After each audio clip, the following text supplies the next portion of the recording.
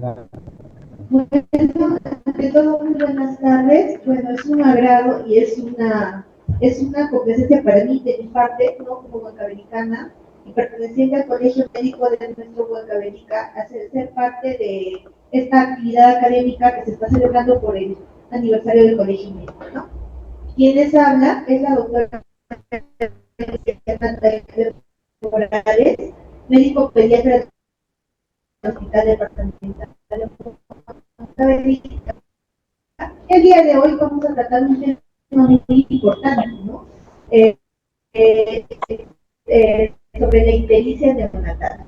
Teniendo en cuenta que es una de las patologías muy frecuentes que constituyen el 30% del ingreso diario en el servicio de neonatología.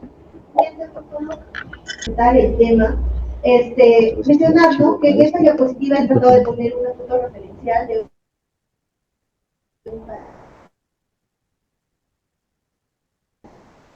paciente, ¿no? Eh,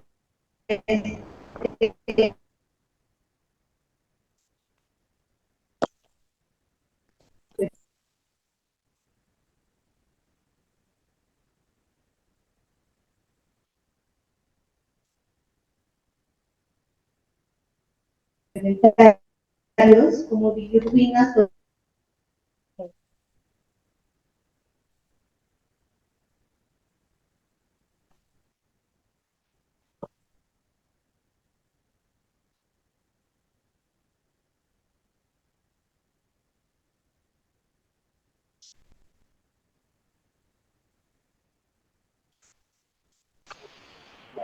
las convulsiones son más focales, sutiles. En tal sentido, a este paciente se le llegó a realizar una ecografía transcontaminada, siguió el proceso, se le llegó a hacer una examinotransfusión, de tal manera que al final se concluye con el diagnóstico de encefalopatía hiperbilirubinémica. Entonces, ustedes mencionan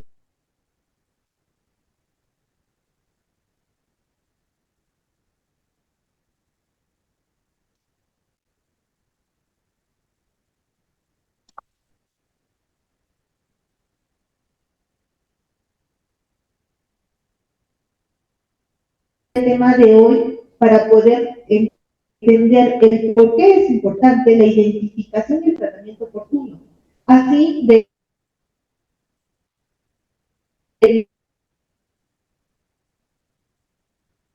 evitar este tipo de secuelas que son inéditas con convulsiones es muy triste, ¿no? Entonces, esta imagen básicamente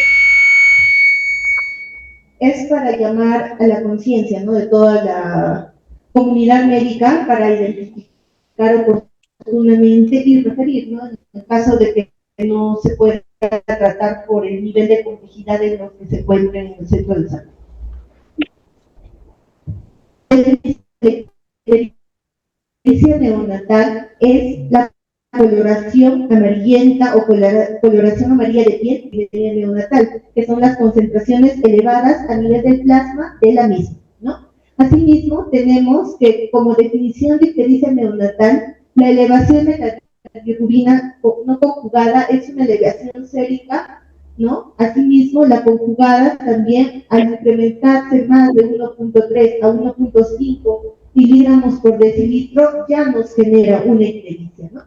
La conjugada, que es la elevación de la bilirrubina sérica más de 1.5 por miligramos por decilitro o más del 10% de la concentración de la bilirrubina total, ¿no?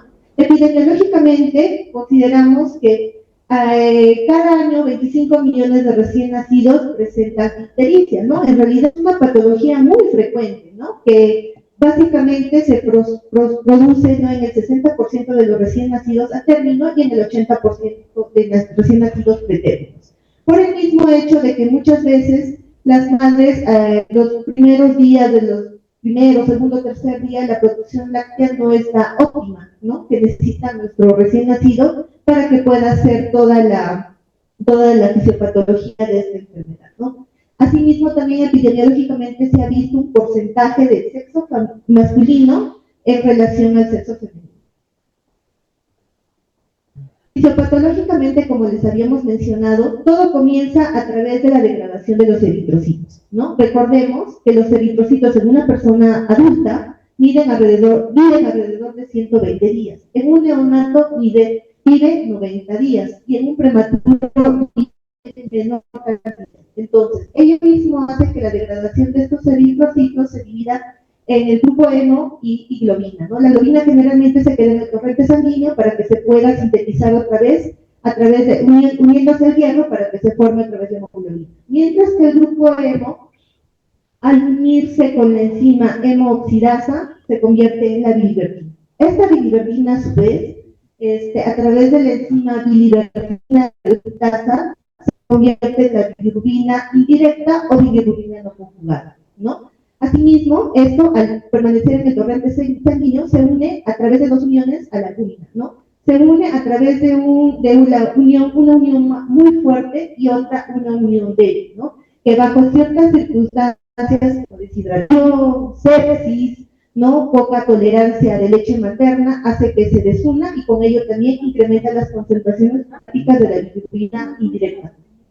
Cuando la bilirrubina no conjugada se une con la albúmina, pasa al hígado, ¿no? Donde es captado por los receptores proteicos llamados ligandinas, que a su vez introducen dentro del hepatocito a nivel de retículo endoplasmático, ¿no? Y a través de la enzima dipéptido fosfato glucuroniltransferasa la convierte en una bilirrubina directa o bilirrubina conjugada, ¿no?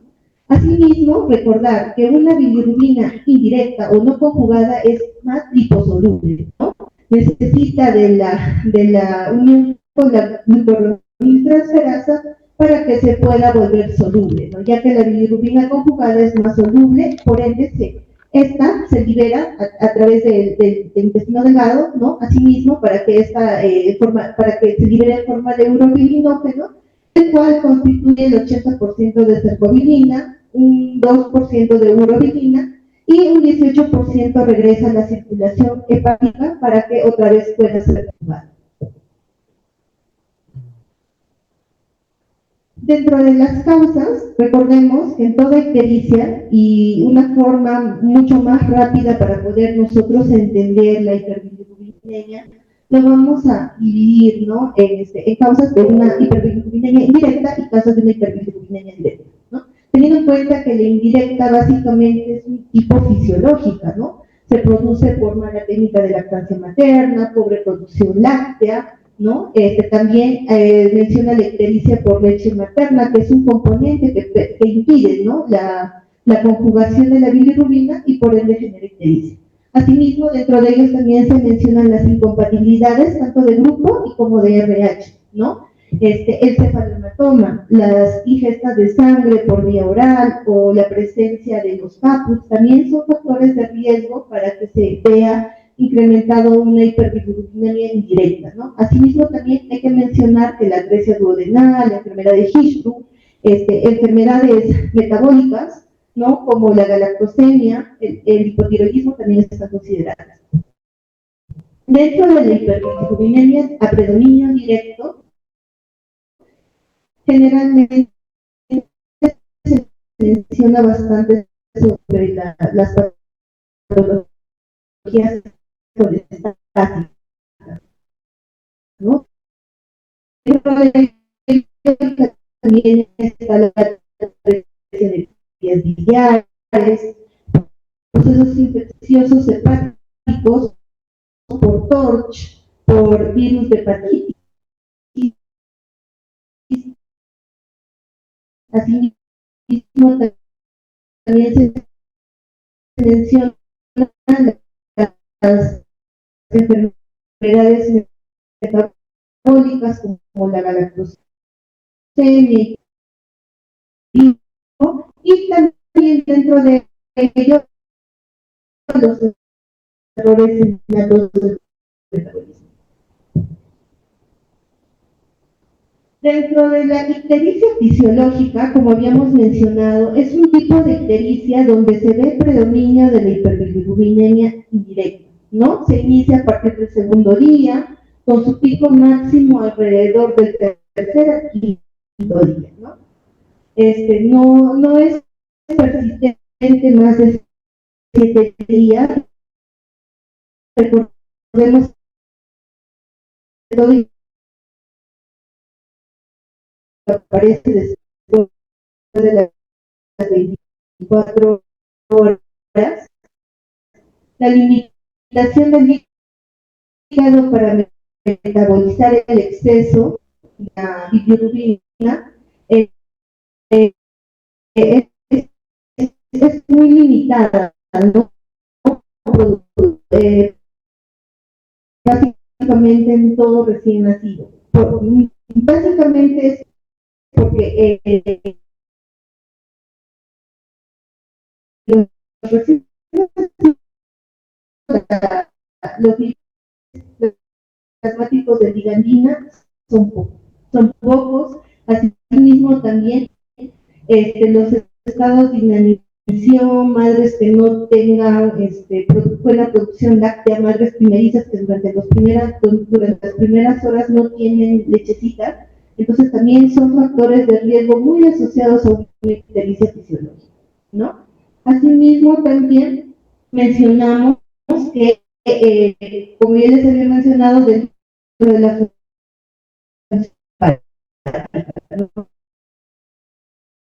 circulación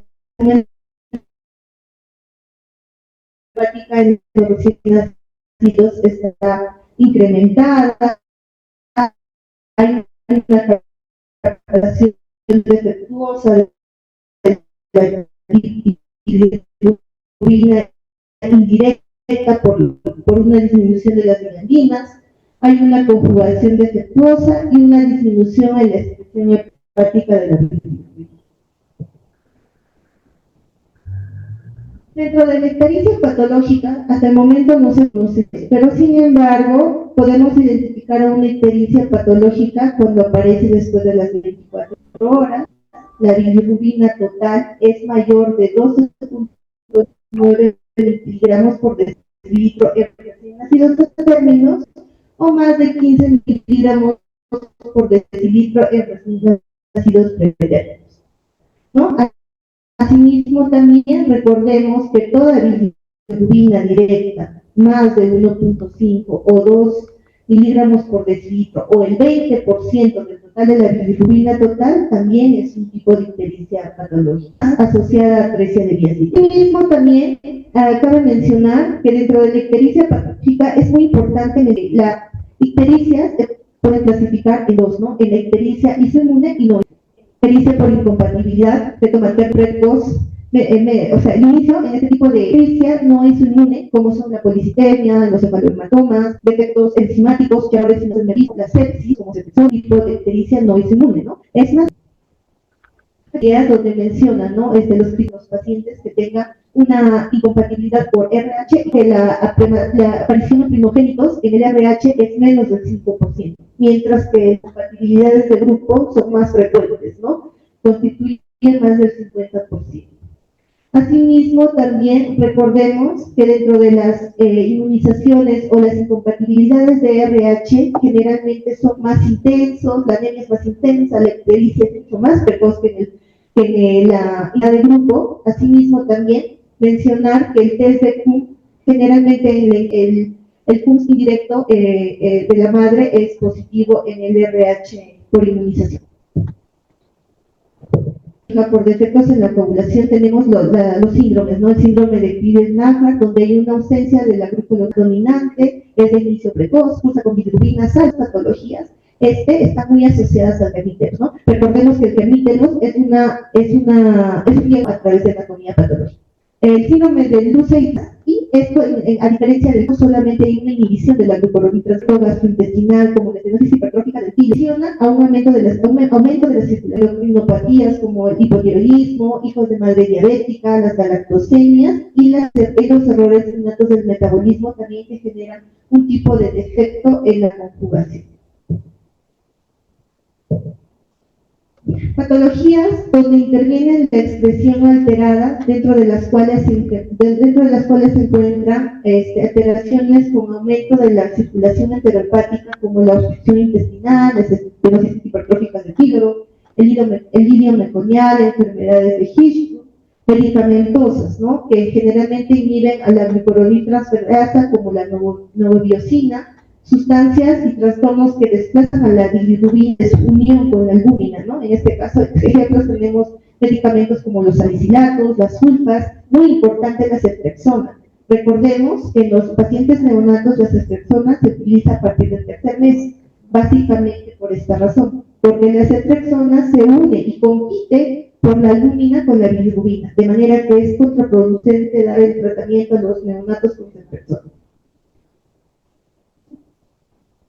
Ictericia por lactancia. Aquí sí es un punto muy importante para poder detallar, ya que nosotros en neonatología tenemos dos puntos, ¿no? Uno que puede ser una ictericia relacionada con la lactancia y una ictericia con leche materna. Son dos términos totalmente diferentes, ¿no? La ictericia relacionada con la lactancia materna generalmente se produce en la primera semana de vida y se da por malas prácticas, ¿no? Dentro de ellos se interviene bastante la técnica de la lactancia materna, si la madre es primigesta, multigesta o si es primeriza, ¿no? La producción láctea que tiene, ¿no? Mientras que la ictericia por la leche materna es de un inicio más tardío. Esta se comienza a evidenciar después de la primera semana, ¿no? Esto se produce por la presencia de una enzima, que es la 3-alfa-20-beta-pregnatiol, ¿no? Que está presente en la leche materna de algunos pequeños y que inhibe la conjugación de bilirrubina indirecta a bilirrubina directa, ¿no? Generalmente, en estos casos también hay que ver que el exceso de la lipasa de la leche materna, que también es otro componente, así como los ácidos grasos no saturados, también son los que interfieren en la captación hepática, ¿no? Y con ello incrementa la concentración plasmática de la bilirrubina indirecta.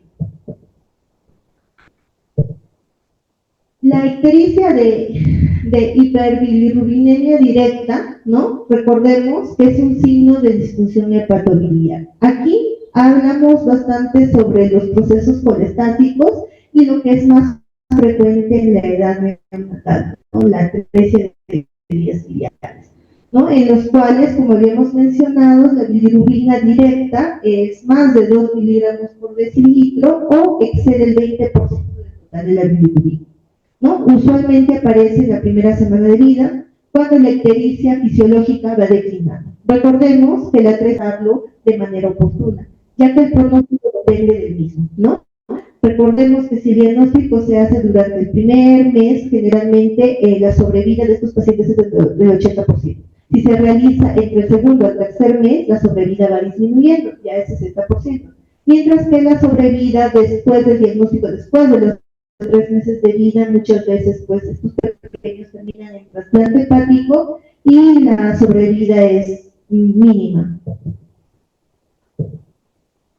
Ya. Mencionamos también sobre las patologías de daño celular, ¿no? A nivel del parénquima hepático, ¿no? Dentro de las cuales están las infecciosas, como habíamos mencionado, las hepatitis víricas, la sepsis, el VIH, ¿no? Estos pacientes cursan con esplenomegalia. Asimismo, también hay que hacer un descarte de TORCH, porque los procesos con TORCH también generan, ¿no? Problemas hepáticos y con ello una ictericia. La hepatitis neonatal idiopática se evidencia con una ictericia colestática que aparece entre la segunda y la tercera semana. Asimismo, también mencionar, ¿no? Y casi en todas las clasificaciones de procesos hepáticos y colestásicos también mencionan, ¿no? Sobre la galactosemia, la intolerancia a la fructosa, los errores innatos del metabolismo. Dentro de la otra clasificación tenemos la ictericia por afectación biliar, ¿no? La hiperplasia biliar intrahepática cursa con una ictericia, hepatomegalia y colestasis. La atresia biliar extrahepática se produce entre 2 a 3 semanas con colestasis y hepatomegalia. Y también mencionar, ¿no? Los procesos obstructivos como los quistes de Colero. Dentro del diagnóstico es muy importante, ¿no? Ver, según la clasificación que habíamos visto, ictericia a predominio directo o a predominio indirecto. A predominio indirecto, generalmente, clínicamente vemos un tipo de ictericia amarillo, brillante o naranja, mientras que la y por bilirrubinemia predominio directo se ve un tipo de ictericia verdínica, ¿no? De tono verdoso, amarillo, ¿no? Recordemos que clínicamente todos los pacientes que hacen ictericia, el inicio es cefalorraquídeo. ¿Qué quiere decir? Que comienza desde la parte de la cabecita, va descendiendo, ¿no? Y recordemos que la bilirrubina indirecta es una bilirrubina hiposoluble. Por ende, lo que va a tener más son las escleras, porque son de ese tipo de componente, no el tejido. Para los médicos de la atención primaria es necesario aprendernos esto, ¿no? Lo que yo siempre hago mención a mis médicos residentes y a mis médicos internos. Muchas veces cuando vayan al CERUM o ya estén en sus puestos de salud, pues no todos los laboratorios están implementados con el dosaje de bilirrubinas, ¿no? Por ende, lo único que se nos queda, pues, es la parte clínica. Recordemos que el método clínico constituye el 80% del diagnóstico, ¿no? Y dentro de ello tenemos apoyos como la escala de Kramer, que nos predice el nivel de bilirrubina dependiendo a la progresión en el cuerpecito del bebé, ¿no? Recordemos que zona 1 es una ictericia que abarca hasta el cuello y generalmente nos predice una bilirrubina menos de 5 miligramos por decilitro. Cuando la ictericia va progresando hasta el nivel de ombligo, ya podemos predecir que es una bilirrubina entre 5 a 12 miligramos por decilitro. Si esta va progresando a nivel de las rodillas, estamos con un dosaje aproximado de 8 a 16 miligramos por decilitro. Si la ictericia llega hasta los tobillos, de 10 a 18 miligramos por decilitro, y si la ictericia llega a abarcar la zona plantar y palmar, entonces estamos más de 15 miligramos por decilitro, ¿no? Entonces, a todo paciente, luego de hacerle un examen exhaustivo, ver según nuestra escala de Kramer el valor más o menos referencial de la bilirrubina que podamos tener, entonces se realizan los siguientes exámenes. Cuando ya estamos en un ambiente un poco más hospitalario, cuando tengamos un equipamiento adecuado de nuestro laboratorio, se le piden las bilirrubinas totales fraccionadas. Asimismo, también dentro del protocolo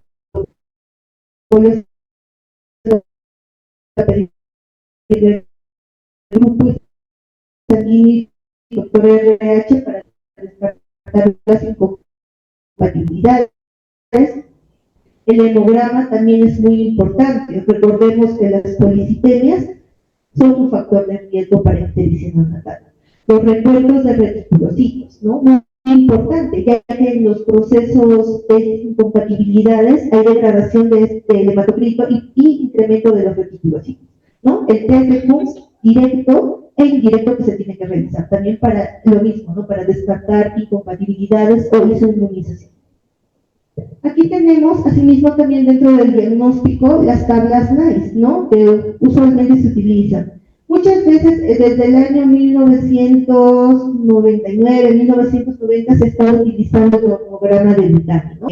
Nos predice básicamente en prematuros, asociación a riesgo, donde las líneas no se dividen, ¿no? Estas imágenes que se presentan, tablas de NICE. La línea azul generalmente es la línea que por encima es criterio de fototerapia. Por encima de la línea roja es criterio de examinotransfusión, ¿no? Para el diagnóstico sí mismo, como habíamos mencionado, en los recién nacidos menores de 35 semanas o de gestación, ¿no? Generalmente en el último consenso de la Academia Americana de Pediatría, publicado en el 2023, nos requiere, ¿no? Que tenemos que realizar a todo paciente el dosaje total de bilirrubina, totales y fraccionadas, ¿no? Nos dice también, nos recomienda no restar la bilirrubina conjugada o de reacción directa. Asimismo, dentro de todo el consenso nos dice que la edad gestacional menos de 38 semanas, ¿no? Es un factor de riesgo. Asimismo, todo va a ser inversamente proporcional. El riesgo va incrementando a medida que la edad gestacional va disminuyendo, ¿no? A menor edad gestacional, mayor es el riesgo de hacer una ictericia neonatal. Asimismo, también la Academia Americana de Pediatría nos sugiere dentro de los exámenes de laboratorio que se piden a estos pacientes hacer el dosaje de albúmina, ¿no? Recordemos que dentro de la fisiopatología, la albúmina es el mecanismo o es la proteína que camina a nivel del torrente sanguíneo, que es encargada de trasladar a la bilirrubina indirecta hasta los hepatocitos. Las enfermedades hemolíticas autoinmunes, ya sea de grupo o de RH, también constituyen un factor de riesgo muy preponderante, ¿no? Asimismo, también cuadros como deshidratación, septicemia, sepsis, también son factores de riesgo. Asimismo, también mencionar que esta estabilidad clínica importante en las últimas 24 horas en las cuales está inmerso nuestro recién nacido, como es la inestabilidad de la temperatura, la sepsis y la acidosis, también constituye factores de riesgo para generar una neurotoxicidad, ¿no?, a nivel de estos pequeños. Ya. Esto es el normograma de Butani que anteriormente les había mencionado, ¿no?, que lo mide por percentiles, por las edades gestacionales.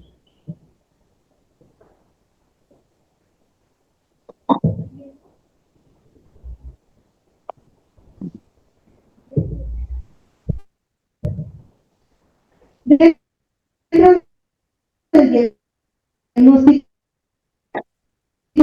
como habíamos mencionado anteriormente, hace años atrás pues, se está utilizando bastante el nomograma de Butani, ¿no? Básicamente recién nacidos prematuros, donde se asociados a factores de riesgos, ¿no? Estos se miden en percentiles. Asimismo, el normograma de Barr se ha implementado a partir del 2021, ¿no? Sin embargo, pero nos dice que todavía, según consenso, no la han estado utilizando porque es independientemente de la edad gestacional, de la raza, los factores de riesgo, ¿no? Y también no incluye las enfermedades hemolíticas. Entonces, en la actualidad, generalmente en el servicio de pediatría y en todos los hospitales a nivel nacional, lo que se viene utilizando son las curvas de análisis,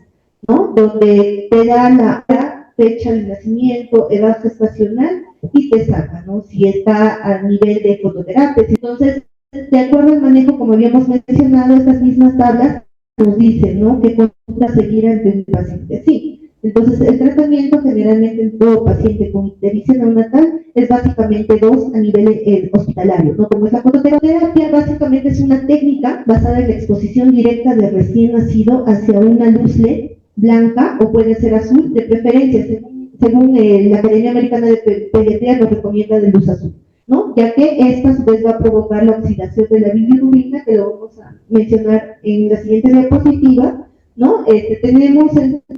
Teniendo en cuenta que los tipos de luminoterapias pueden ser convencional, para nosotros poder utilizar la fototerapia, nosotros acoplamos a través de dispositivos de fototerapia las incubadoras, ¿no? Recordemos de hacer una ictericia neonatal, ¿no? Entonces lo que se recomienda es la distancia entre el fotómetro y el paciente que sea alrededor de 20 a 30 centímetros, los ojos deben de estar cubiertos, incluso los genitales también, ya que se están exponiendo a una luz, ¿no? Asimismo también, cada vez que nosotros hagamos el uso de la fototerapia, el tratamiento es continuo. Cada 6 horas hay que pedirle las bilirrubinas totales infeccionadas, ¿no? Entonces, en las unidades de cuidados intensivos se ha visto mucha controversia porque sacarle una muestra de bilirrubina total cada 6 horas a los pequeños constituye sacarle 1 o 2 cc de sangrecita, ¿no? En la Universidad Católica, bueno, en el Hospital Católica de Chile, generalmente ellos se contaban pues con Bilicheck, ¿no?, o el hiperbilirrubinómetro, que solamente se hacía poniendo el dispositivo en la frente y ya nos predecía la cantidad de bilirrubina con la que estaba cursando el paciente.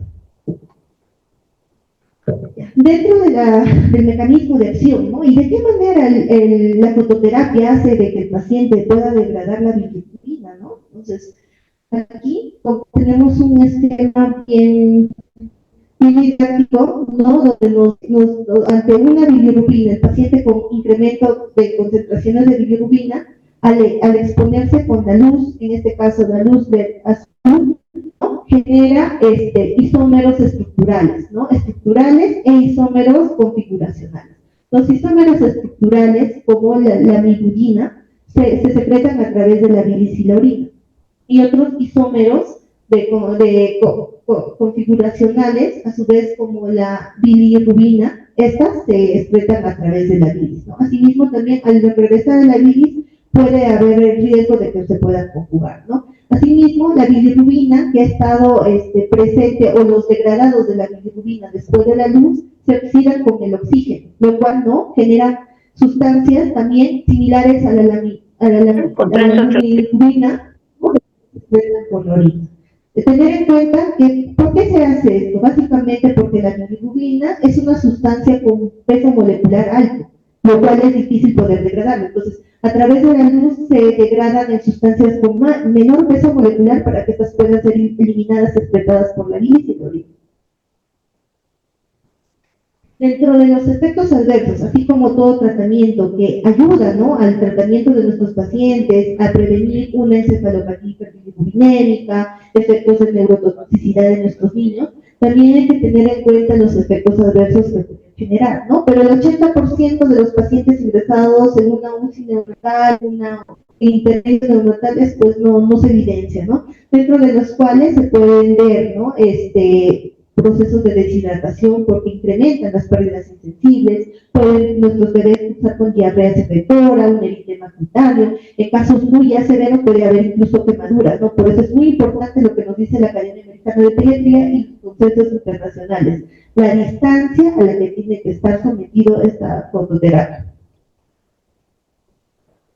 La exsanguinotransfusión es el segundo acápite de tratamiento muchas veces cuando los pacientes ya no responden a la fototerapia, entonces ¿no? Asimismo, también los pacientes con hipercoagulabilidad o con eritrocitosis también son candidatos a una exsanguinotransfusión. ¿No? La exsanguinotransfusión es un método que se realiza en es una técnica invasiva que se realiza en unidades de cuidados intensivos, donde el paciente tiene que estar previamente monitorizado, ¿no? Se le realiza previamente antes de ello un cateterismo umbilical, ¿no? Se puede cateterizar la vena y la arteria umbilical, a través del cual se hace intercambio, ¿no? A través del cuerpo. Entonces, ¿cómo realizamos nuestra exsanguinotransfusión? La exsanguinotransfusión la vamos a realizar a través de la fórmula de Oski, ¿no? Que es el volumen de recién nacido por el hematocrito observado menos el hematocrito